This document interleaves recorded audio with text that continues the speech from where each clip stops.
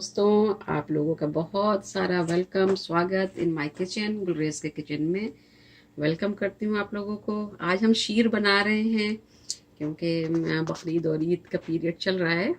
तो यहाँ पर मैंने देखिए 3 किलो दूध लिया था, जिसको पकाते पकाते काफ़ी देर से ये मैंने रख दिया था। एक बॉयल आने के बाद ये अच्छा खासा गाढ़ा हो गया है।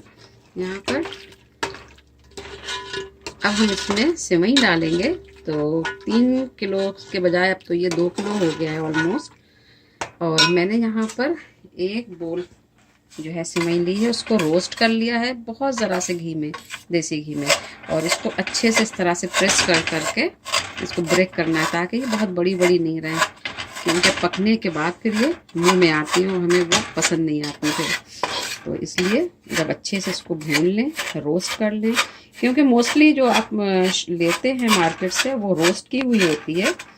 तो अगर आप ना भी करना चाहें तो मेक श्योर कर लीजिएगा कि इनका रोस्ट होना सही होना चाहिए, ताकि क्रिस्पी रहें। और इसको काफ़ी देर तक पकाना होता है दूध में। तो अब हम इसको दूध में मिला देते हैं अभी। तो ये इसमें गई ऐसे।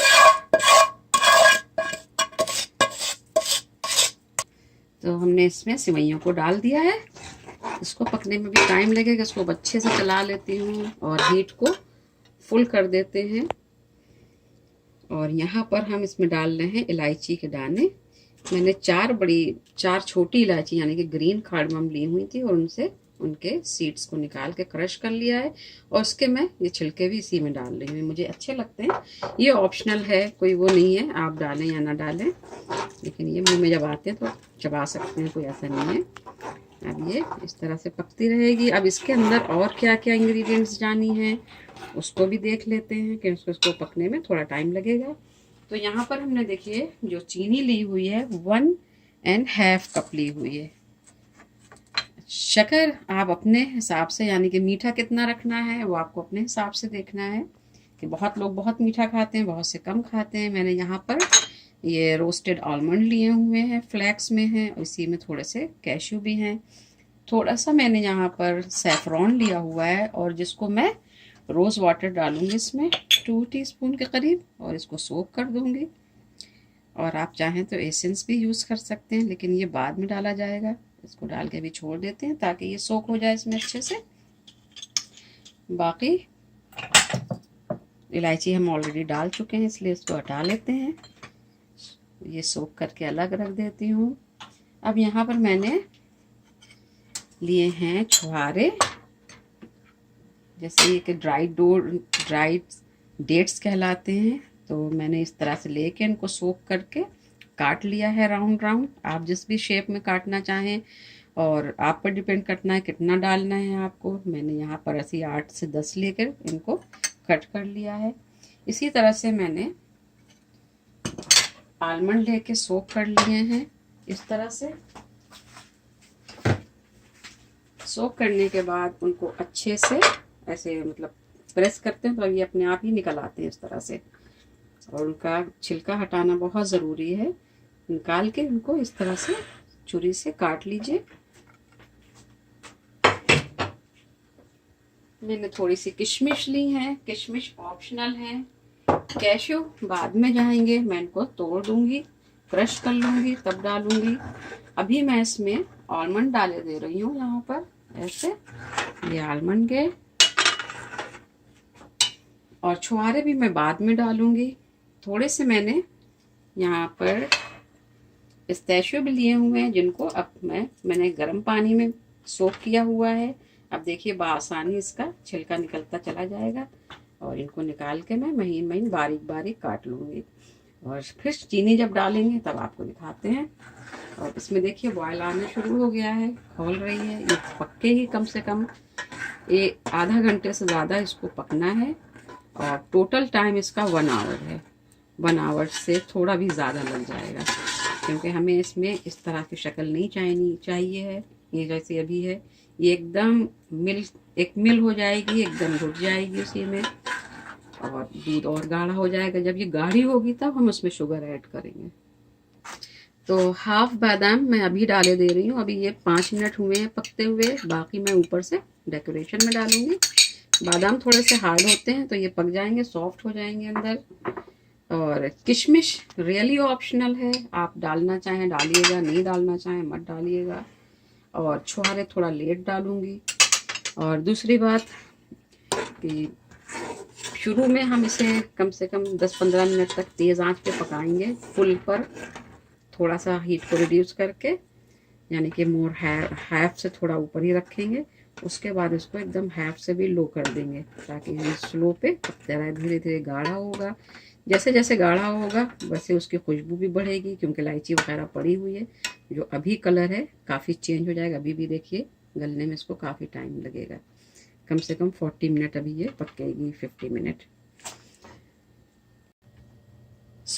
दोस्तों यहाँ पर मैं दिखाना चाह रही हूँ, देखिए अब इसकी शक्ल काफ़ी ये पक चुकी है और गाढ़ी भी हो गई है। हमें इसको थोड़ा सा थिन ही रखना होगा, वरना ये नेक्स्ट डे तो और ज़्यादा फिर थिक हो जाती है। तो अब हम यहाँ पर, क्योंकि अब जो इसकी थिकनेस है हमें यही थिकनेस चाहिए, बहुत ज़्यादा सूखी हुई भी नहीं चाहिए, लेकिन अब इसको पकना है थोड़ी देर और। तो अब मैं यहाँ पर इसमें शुगर डाल रही हूँ 1 कप। और यहाँ पर अब मैं छुहारे जो मैंने रखे थे वो डाल दे रही हूँ ताकि ये पक जाए। ये थोड़े से बचा रही हूँ सिर्फ डेकोरेशन के लिए, आपको ऊपर से दिखाने के लिए। थोड़ी सी मैं यानी कि 2 टीस्पून तक ये चिरौंजी डाल दे रही हूँ इसमें, इस तरह से। अब यहाँ पर मैं अपना इसमें ये केवड़ा और उसके साथ जो ये थोड़े से स्ट्रिंग है इसके सेफ्रॉन के, ये भी डाल देती हूँ। 2-3 स्ट्रिंग बचाऊंगी ऊपर से डेकोरेशन के लिए। ये गैस में इसका कलर एकदम से चेंज होगा, बहुत अच्छा कलर आएगा, क्योंकि अब इसमें केवड़ा चला गया है। उसकी खुशबू और कलर आपको अब दिखना शुरू हो जाएगा इसका। हल्का मुस्तकिल चलाते रहेंगे। इस स्टेज पे ये लगना शुरू हो सकती है, क्योंकि जब शक्कर पड़ती है तो एकदम ये थिन हो जाती है, तो उससे जलने का खतरा रहता है। अब मैं यहाँ पर इसको थोड़ा सा टेस्ट करके देखना चाह रही हूँ।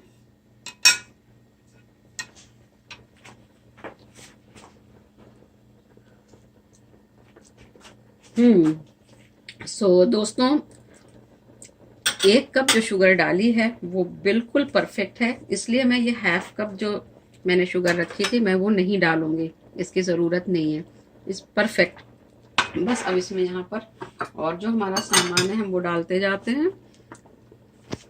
बारीक बारीक हम यहाँ पर पिस्ताशियो को देखिए काटे ले रहे हैं इस तरह से। ये अंजलि कटर है, तो आप छुरी से कर सकते हैं, बहुत आसानी से हो जाते हैं भीगने के बाद। तो वैसे भी इसी तरह से मैं इनको इसके साथ कैश्यू को भी कर लूँगी। और ये गए इसमें पिस्ताशियो।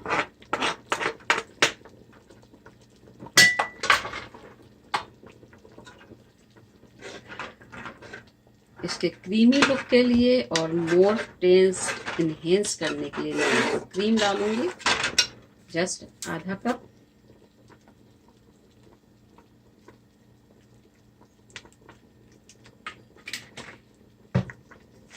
ये हो गई, ये देखिए कलर चेंज हुआ, ताकि ये और खोलने के बाद 10 मिनट में मैं इसको डिश आउट करती हूँ और आपको दिखाती हूँ।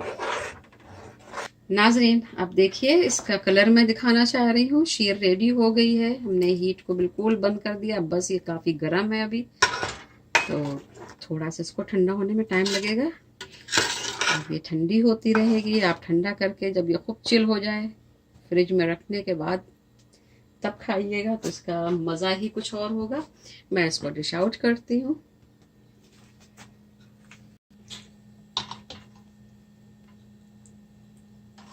तो इसकी थिकनेस मैं इस तरह से आपको दिखाना चाहूँगी। ये देखिए ऐसी है थिकनेस,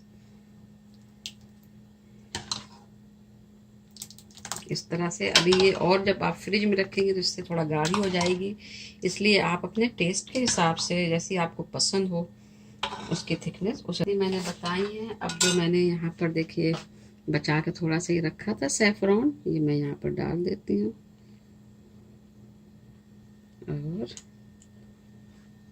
और इससे कलर आपको मिले। ना कि बहुत खूबसूरत कलर आया है हल्का सा सेफ्रॉन पड़ने की वजह से। मैं ऊपर से बचे हुए जो मैंने थोड़ा से काजू बचा के रखे थे वो डाल रही हूँ इस तरह से, और कुछ छुहारे के जो रिंग हैं वो डाल दूँ ताकि लगे कि हाँ भाई इसमें पड़े हैं, और एक दो किशमिश के दाने। आपकी शीर रेडी है बिल्कुल। उम्मीद है आप लोगों को शीर बहुत पसंद आएगी, ज़रूर बनाइए। और अगर आपको वाकई शीर अच्छी लगे, पसंद आए, तो हमारे चैनल को लाइक करें, सब्सक्राइब करें। Thanks for watching. इंशाल्लाह फिर मिलेंगे। अल्लाह हाफिज़।